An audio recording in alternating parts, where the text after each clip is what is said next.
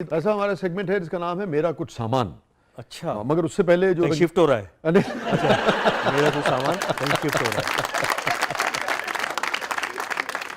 तो इसकी तरफ हम बाद में पढ़ेंगे, मगर आप पहले रंगीला साहब और प्रैंक की बात हो रही थी। रंगीला साहब के साथ तो बहुत मजेदार हुआ।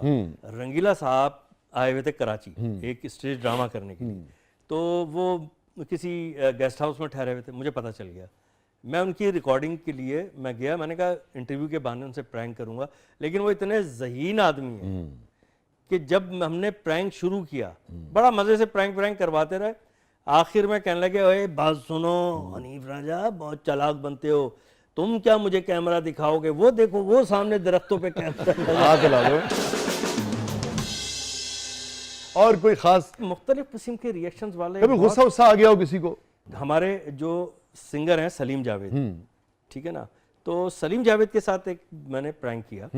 और वो प्रैंक ये था कि सलीम जावेद किसी ऑफिस में आए, एक प्रोमोटर हैं उनके ऑफिस में सलीम जावेद साहब को बुलवाया। सलीम वहां पर आए और उसके बाद एक बंदा आया कि मैं आपका बड़ा फैन हूँ और मैं ऊपर ही मेरा भी ऑफिस है और मैं ये जो है इलेक्ट्रॉनिक आइटम ये सेल करता हूँ। उस वक्त ये डेक वगैरह का बड़ा फैशन था ना, टेप रिकॉर्डर डेक वगैरह। तो और ये मैं आपके लिए एक बड़ा ही एक्सपेंसिव वो डेक लेके आता है, ये मैं आपके लिए लेकर आया हूँ। तो अरे नहीं सलीम ने कहा, नहीं सर ये देखें स्टीरियो है, यूं है ये आप रखें। सलीम ने रख लिया। वो कह रहा है एक पिक्चर बनवाते हैं। ये पिक्चर ही बन रही है, इस दौरान पुलिस आ जाती है और वो पुलिस वाला कहता है यही था।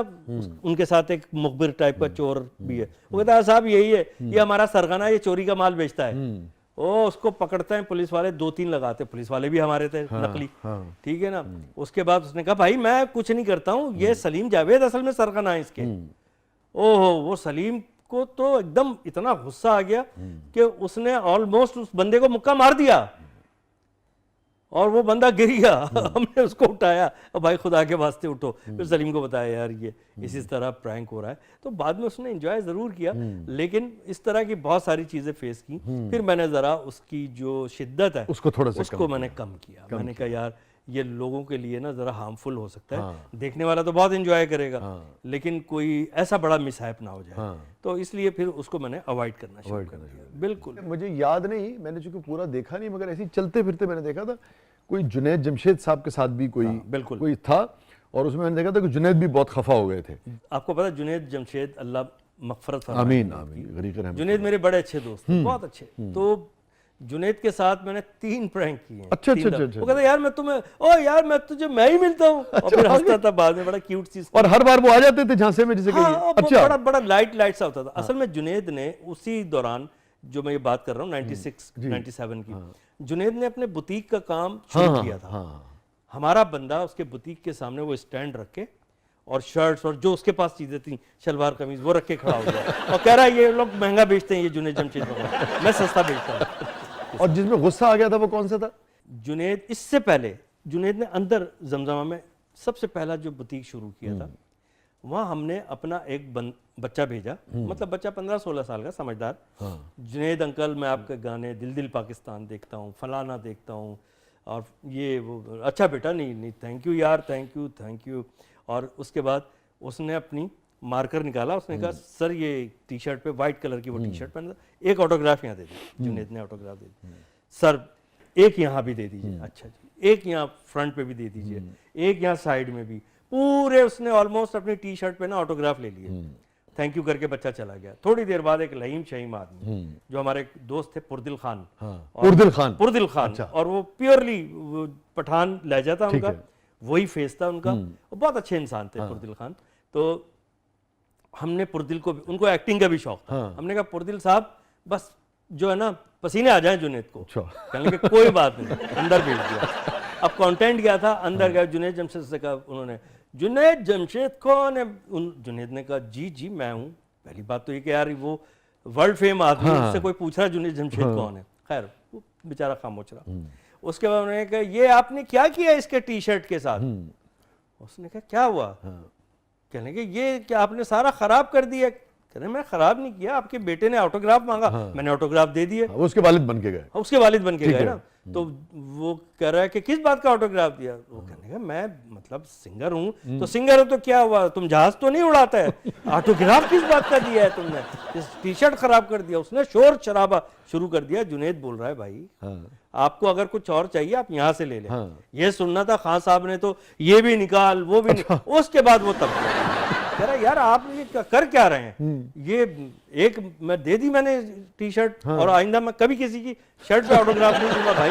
तौबा, गार्ड वार्ड को बुला लिया, फिर मैं गया भाई। मैंने कहा आज या तो दोस्ती बहुत पक्की हो जाएगी जुनैद से या खत्म हो जाएगी। वो गुस्से हुआ, नहीं यार ये कौन सा मजाक है। आहिस्ता आहिस्ता काम डाउन हुआ। फिर मैंने उसको दिखाया, फिर मैंने उससे पूछा, इजाजत ली। अच्छा, आपने कहा पूछा? हाँ, मैंने कहा इसको ऑन एयर करूं? उसने कहा हाँ कर दो, अगर तुम्हें कोई ऐसी चीज लगे कि मैं कहीं ज्यादा शाउट हो गया हूं। मैंने कहा जुनैद यही तो एंजॉय करेंगे। उसने चलाओ यार। फिर वो हमने चलाया। मुझे आगे बढ़ना है अपने सेगमेंट की तरफ, मेरा कुछ सामान की तरफ। मगर ये बताइए कि ये जो आप लोग थे जो ये ख्याल करते थे कि ये बात कहनी है या नहीं कहनी, किसी की दिल आज़ारी होनी है कि नहीं होनी, किसी का दिल दुख सकता है, कोई हर्ट हो सकता है, किसी की तबीयत जरा सी भी खराब हो, 100 चीजें हैं ना। बिल्कुल। ये जो एहतियात थी काम करते हुए, बोलते हुए, कहते हुए, सुनते हुए, छेड़ते हुए, जुमला कहते हुए, अब जो दौर है वो बिल्कुल इससे मुख्तलिफ है। तो आपने ये जो इस दौर के साथ जो इन वैल्यूज के साथ काम किया सारी जिंदगी, और अब तो बिल्कुल सेंसर नाम की तो कुछ है ही नहीं ना। बिल्कुल। कैसे देखते हैं अब इस दौर को आप? देखिए उसकी वजह यह है कि आप अच्छा काम करेंगे, मयारी काम करेंगे ना, आप लॉन्ग लास्टिंग रहेंगे। आप जितना गैर मयारी काम करेंगे वो थोड़ी देर के लिए, अब मैं कहता हूँ ये जो वीडियो क्लिप वगैरह वायरल होते हैं ना सोशल मीडिया पे, 3 मिनट का जो क्लिप होता है उसकी शोहरत 3 मिनट से 3 महीने तक होती है। इस दौरान कभी भी वो खत्म हो जाता है, भूल जाते हैं लोग। जो हमने अल्हम्दुलिल्लाह काम किया, अल्लाह ने कराया, आज तक लोग उसको याद करते हैं, उसकी मिसाल देते हैं। अगर आप जनरेशनल गैप भी कहें कि बीच में आ गया, ज़ाहिर है एक नई पौध जो है वो जनरेशन जवान हो गई, सब कुछ हुआ, वो भी सोशल मीडिया पे सब कुछ देख रहे हैं, उनको प्रैंक का पता है।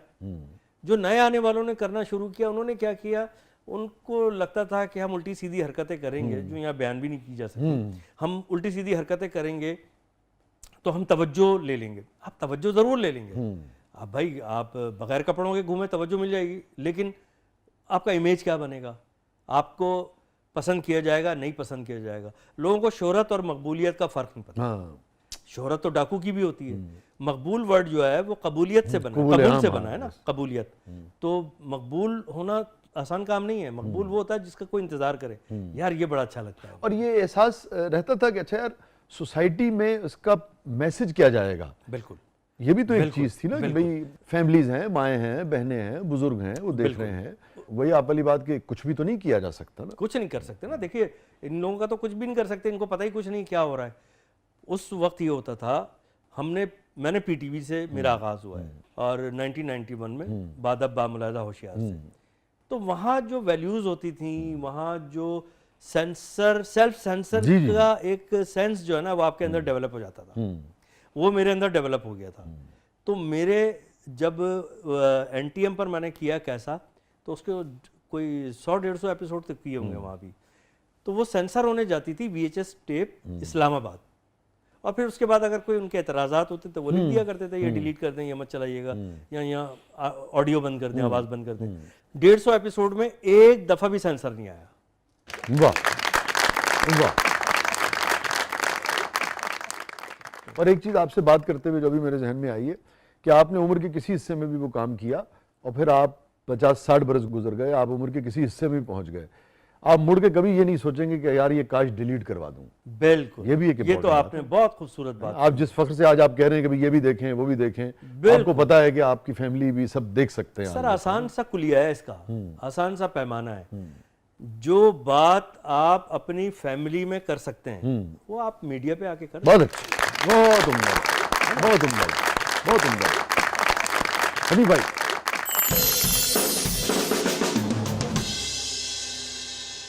अच्छा माशाल्लाह, ये तो यार किसी डाकू का संदूक लग रहा है, किसी गरीब का घर लूट लिया क्या है, अच्छा एक तो ये वाह गुल्लक, हाँ ठीक है जी, और क्या है, आहा, एक ये रेडियो, ट्रांजिस्टर। ये देखिए, ये तो बचपन का बैंक है, हाँ ठीक है ना, गुल्लक। हाँ और इससे बड़ी यादें वापस हैं। अच्छा, ये रेडियो ट्रांजिस्टर जिसे हम कहते हैं, और इसके साथ भी एक वाकया है, तो मैं आपको ये वाकया जी, जी, जी, जी। ठीक है। अच्छा, सबसे पहले तो मैं आपको गुल्लक वाला वाकया सुनाता हूं। हाँ अच्छा, जो जेब खर्च मिलता था ना, पॉकेट मनी जो थी, वो मिलती थी 2-3 रुपए, ज्यादा नहीं। अब ये देखने के बाद दिल में एक लालच आता था कि यार इसमें डालना शुरू करें। आपको पता है, मोस्ट प्रॉब्ली बच्चे ईद के लिए जमा करते थे। हाँ हाँ जी जी जी हाँ, कि ईद के ईद लिए, पर कुछ खाएंगे मजे हाँ। मजे की चीजें। हाँ हाँ, ईद पर शुरू भी करते थे जमा करना पैसा। ये शुरू भी करते थे। अच्छा, हिला के भी देखते हाँ हाँ हाँ, कम तो नहीं हो गए, कम तो नहीं हो भरा गए। कि नहीं भरा। ठीक है ना। अच्छा, यहाँ भी नोट अटक जाता था, हाँ हाँ और उसको हेयर पिन से, ठीक है ना, घर वालों की किसी की भी, या एक छोटे से किसी तीली से, तिनके से उसको अंदर करते थे। हाँ या लालच होती थी तो उसको निकालने की भी कोशिश करते हाँ, थे। वो भी ऐसे ही निकालते थे। ऐसे ही होता ना।